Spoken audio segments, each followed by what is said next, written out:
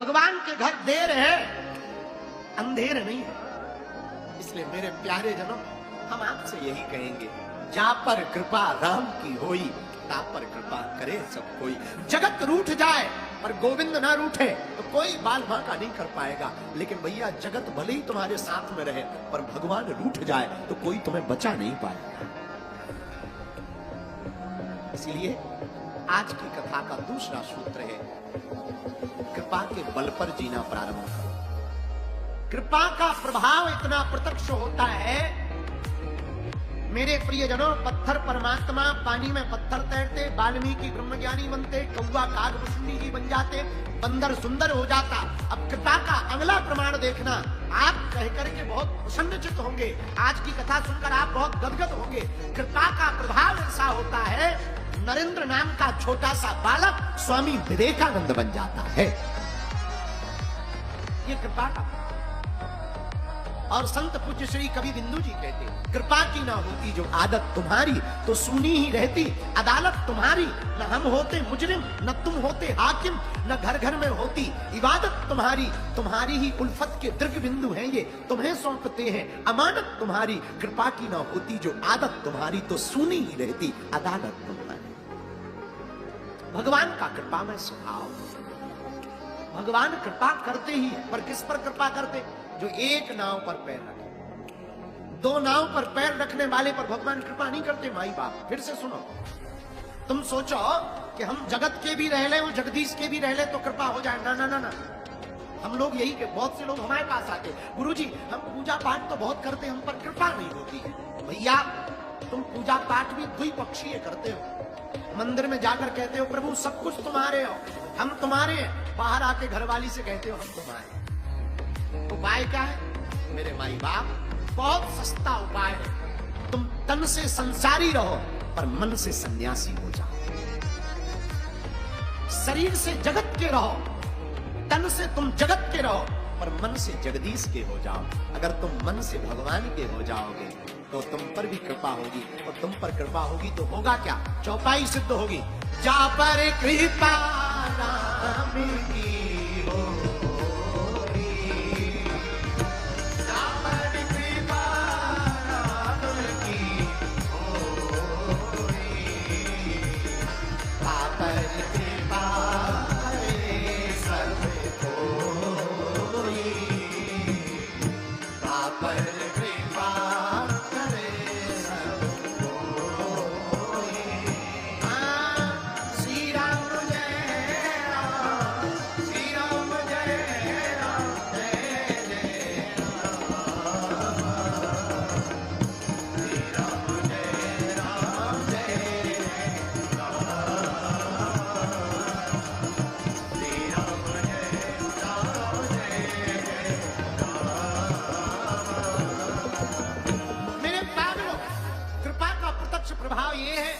छोटे छोटे रेत के कण भी ब्रज की रज बन जाते हैं, क्योंकि गोविंद वहां विचरण करते हैं तो रेत के कण भी रज बन जाते हैं। लोग मस्तक से लगाते हैं। दुकान पर बिकने वाली मिठाई मिठाई होती है, लेकिन वही मिठाई जब मंदिर पहुंचती है तो प्रसाद बन जाती है। घर पर बनाया हुआ भोजन खाना होता है, लेकिन वही भोजन मंदिर में लगा दो तो वो प्रसाद बन जाता है। ऐसी साधारण जिंदगी तो सिर्फ मनुष्य की जिंदगी रहेगी। अगर तुम अपने तन को और मन को प्रभु के चरणों में समर्पित कर दोगे तो ये जिंदगी भी भगवान की बन जाएगी,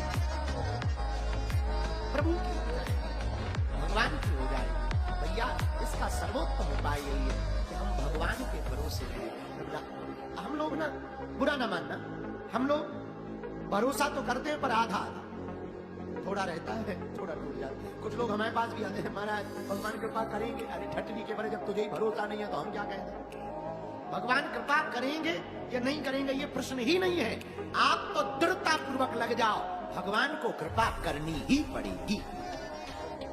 आज नहीं तो कल करेंगे, कल नहीं तो परसों करेंगे। बोलो सीताराम, जोर से बोलो, और जोर से बोलो, और जोर से बोलो।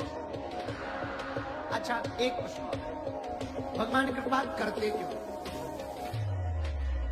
दो बातें, या तो हम समर्पित नहीं है, या फिर हम अपने आप का मान नहीं छोड़ पाए। हनुमान जी के जीवन काल से कुछ सीखो या ना सीखो, पर एक बात सीख लो, पाग लो। पूछो क्या? जो मान से परे हो उसी को तो हनुमान कहा जाता है।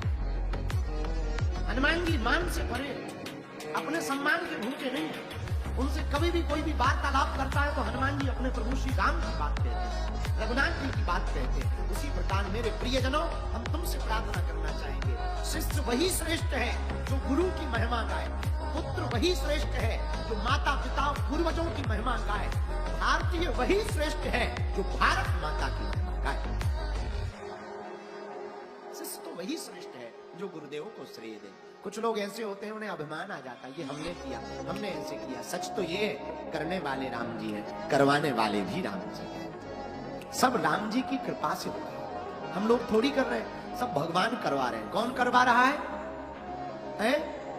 भगवान करवा रहे हैं। राम की कृपा से क्या क्या मिलता है? कल हमने बताया था, राम की कृपा से सत्संग मिलता है, और सत्संग में संत मिलते हैं, और संत के पास हनुमंत मिलते हैं, और हनुमंत से ही श्री राम भगवंत मिलते हैं। ये कल हमने कहा था।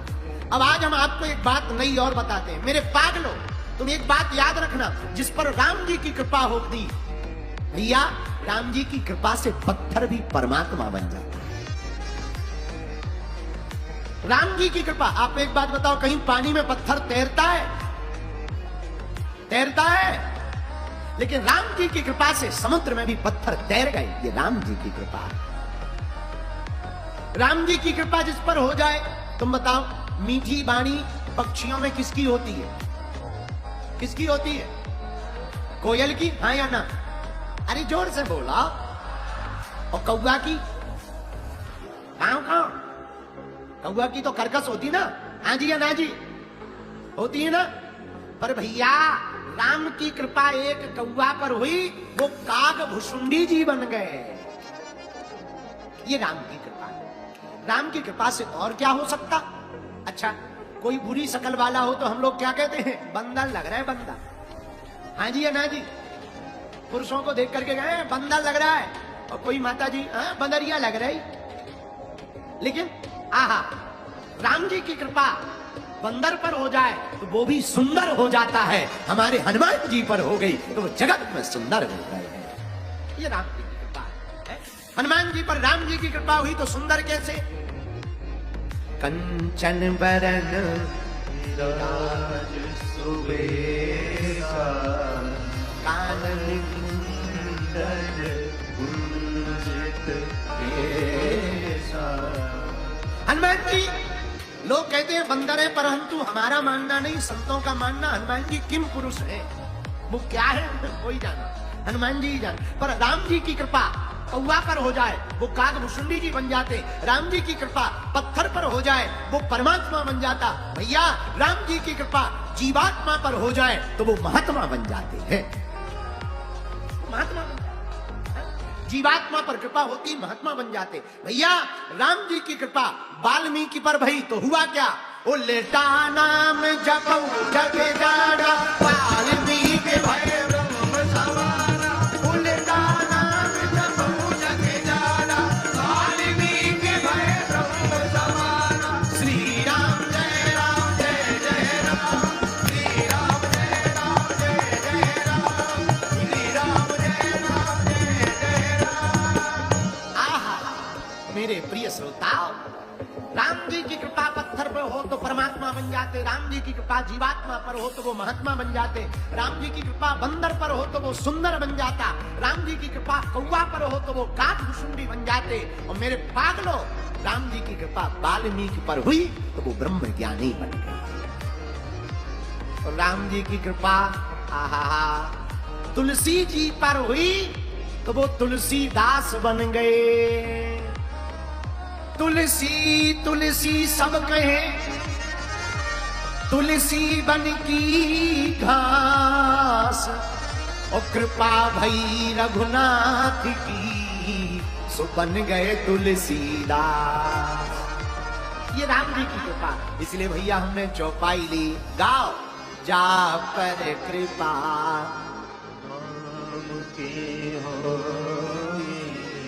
पिता पर कृपा करे। ये राम जी की कृपा का परिणाम है कि राम जी की कृपा से तुलसी बाबा तुलसीदास हो गए, कौवा काग भुसुंडी बन गए, वाल्मीकि जी ब्रह्म ज्ञानी हो गए, जीवात्मा परमात्मा हो जाता, महात्मा हो जाते।